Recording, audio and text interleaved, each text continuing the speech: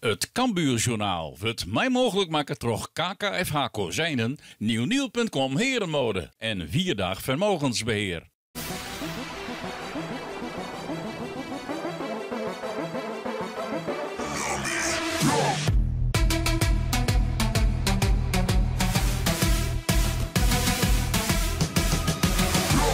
Welkom bij een Cambuurjournaal. Een uitwedstrijd tegen Jong FC Utrecht. Nee, het zijn net de meest onlokkelijke affiches voor Cambuur, maar de wedstrijd moet spelen worden. En dan helpt het misschien wel dat de wedstrijd spelen wordt in de Galgenwaard en net op het trainingscomplex op Zoudenbalg.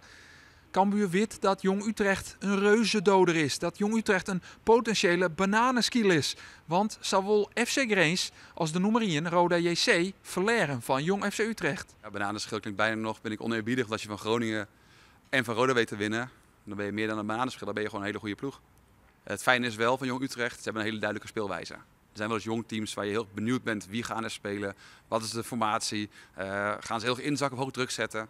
Nou, hier zie je echt een ploeg die eigenlijk niet echt als een jong team speelt. Want jong teams hebben vaak hele wisselende samenstellingen. Ze hebben toevallig afgelopen maandag wel veel gewisseld, maar de keren daarvoor best wel vastigheid. En dat zie je terug in de wedstrijden die ze spelen. Of heel hoog druk zetten, of heel laag compact. Dat hebben we allebei getraind. Wat doen we tegen die hoge druk? Maar vandaag heb je gekeken. Vandaag hebben we getraind, wat doen we tegen die lage druk? Maar ook zeker tegen hun aanvallende wapens. Want niet alleen deze uitslagen die we besproken hebben waren knap. Denk aan vorige vrijdag tegen Dordrecht komen ze ook gewoon 3-0 voor. Het is echt wel een ploeg met goede wapens die we, naar ons idee, goed hebben geanalyseerd en goed getraind hebben.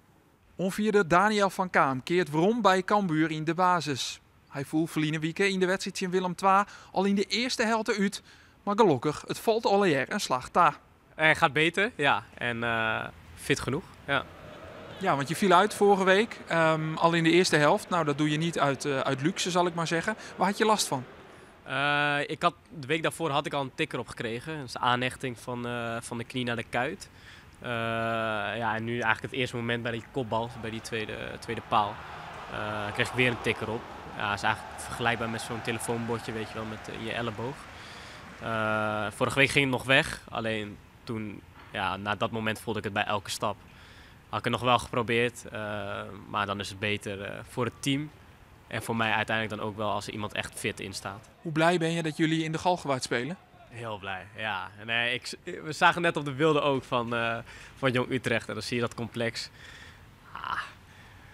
Je bent profvoetballer geworden om wel in de stadions te voetballen. En ik ben daar wel blij om. Ja. Het is wel de vraag wat er bij Cambuur op goal stil. Want bij de laatste training is er geen Yannick van Os. Hij is een twijfelgeval. Ja, het is een blessure. Dat hebben we voor de training vandaag moeten constateren. Dus we gaan kijken of we kunnen doen om hem morgen erbij te hebben of niet. En anders hebben we 2 hele goede keepers als alternatief. Ik ben heel blij dat we niet schrikken van we missen onze eerste keeper. Tuurlijk baal je daarvan als dat zo is. Maar we hebben hele goede alternatieven achter de hand. En dit is de opstelling van Cambuur. Maar in de goal, debutant Daan Reiziger. Hij vervangt Yannick van Os, die het blesseert trekken. En dit dus net spelen. Voor de rest zat het stier. Het is een levendige wedstrijd in de Galgenwaard. Maar hier van Joks de vrije trap van Michael Breij. Komt achterin bij Remco Balk. Ja, die hier wil scoren wilt. Want hij speelt het in zijn eigen Utrecht, zitten we Mercedes. Maar dan gaat het gruwelijk mis voor Cambuur. Worden er 2 corners op Riege voor het doen. En dan komt hier die corner. Werd het al hier misgeen sil van de Jouters in de 4e minuut van de wedstrijd. Vanuit de rechterkant in Sjugges, daar zit hij helemaal vrij. De spits, Mees Rijks op de corner van Yannick Leliendaal. En hij zorgt ervoor dat binnen 4 minuten Jong FC Utrecht op een 1-0 vastsprong zit. Maar jongen, wat kan die spits vrij inkoppen. En dus moet Cambuur in de achtervolging bij Jong FC Utrecht. Het is de reuzendoder van de keukenkampioen-divisie, dat Jong Utrecht. Het wist in eigen hoes al te winnen van Roda JC en FC Grains. Dit is Sekou Silla, mooi een knap schot. Maar het wordt pakt terug de keeper.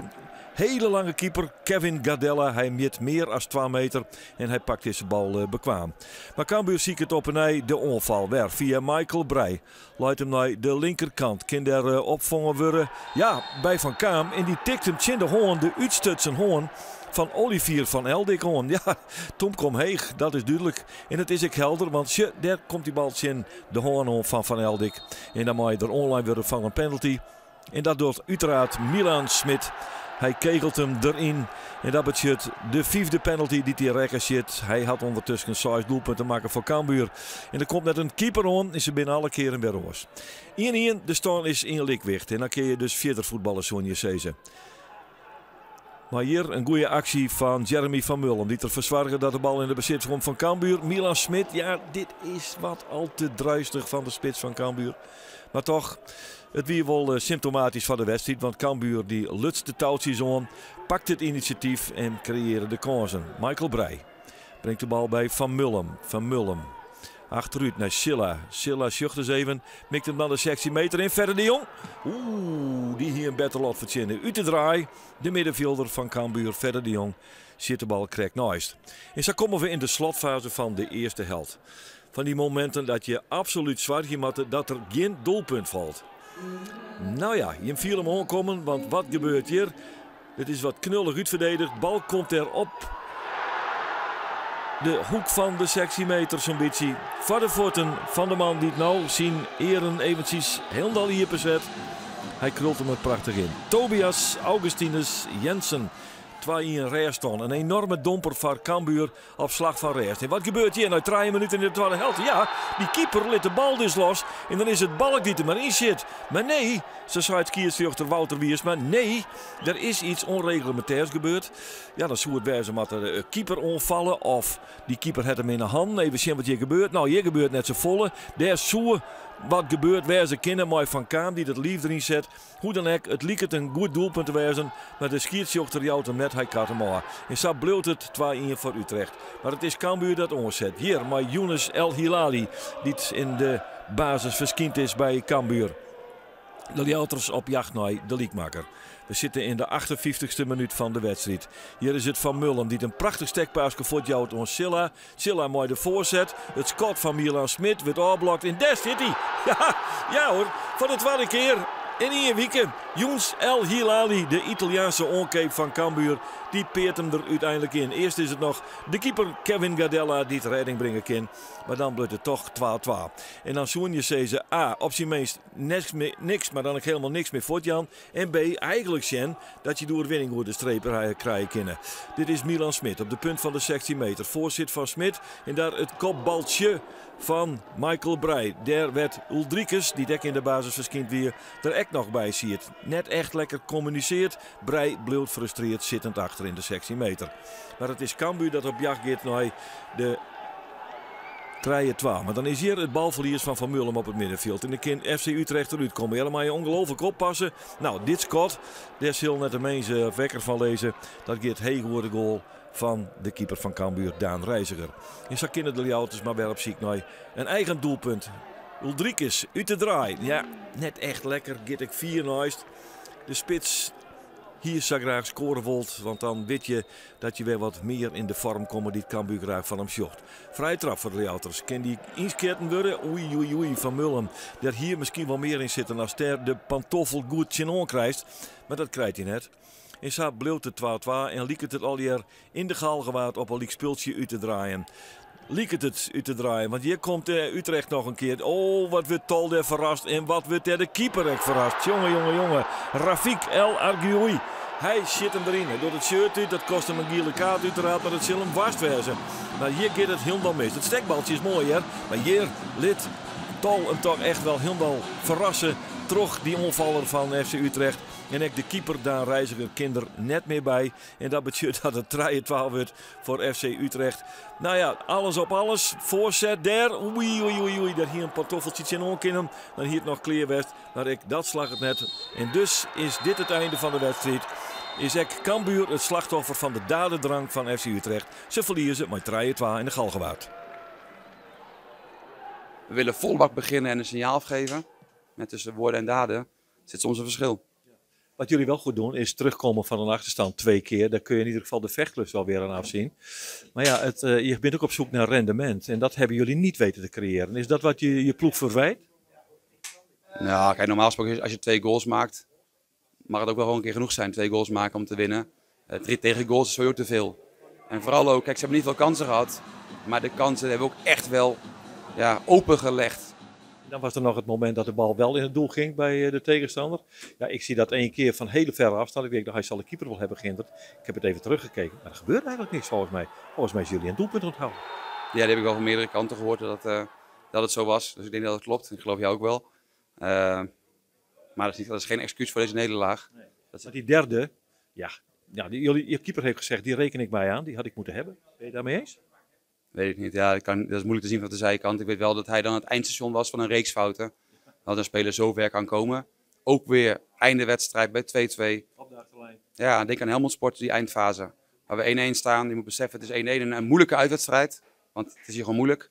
Ja, dan is ook het besef, het is 2-2. Wat er ook gebeurt, het blijft 2-2. Als ik kijk naar die derde goal. Ja, hoe is het mogelijk dat hij er vanaf dat punt in krijgt? Nee, daar heb je zeker gelijk in. Ik kom daar eruit en hij mag hem vanuit die hoek mag hij hem er nooit in schieten. Die moet gewoon, ik moet die korte hoek moet ik afdekken. En die neem ik voor mezelf. Die neem jij voor je rekening, want hij mag eigenlijk ook niet schieten toch, daar vandaan? Nee, maar ja, uiteindelijk, hij kan daar voorbij gaan. Dat kan gebeuren en uiteindelijk sta ik daarachter om zulke dingen goed te maken.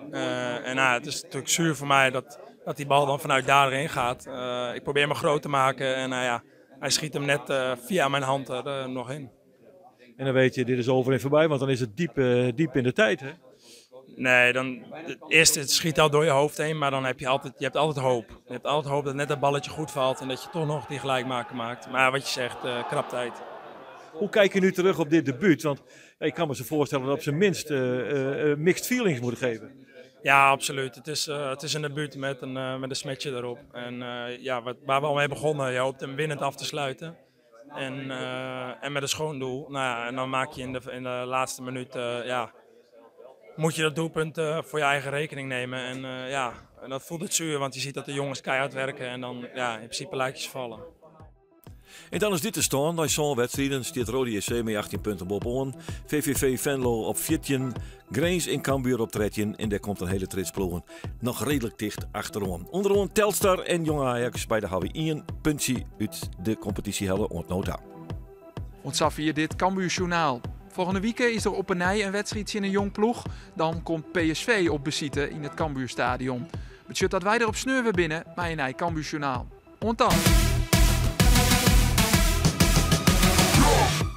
Het Cambuurjournaal waard mij mogelijk maken door KKFH Kozijnen, nieuwnieuw.com Herenmode en 4 Dag Vermogensbeheer.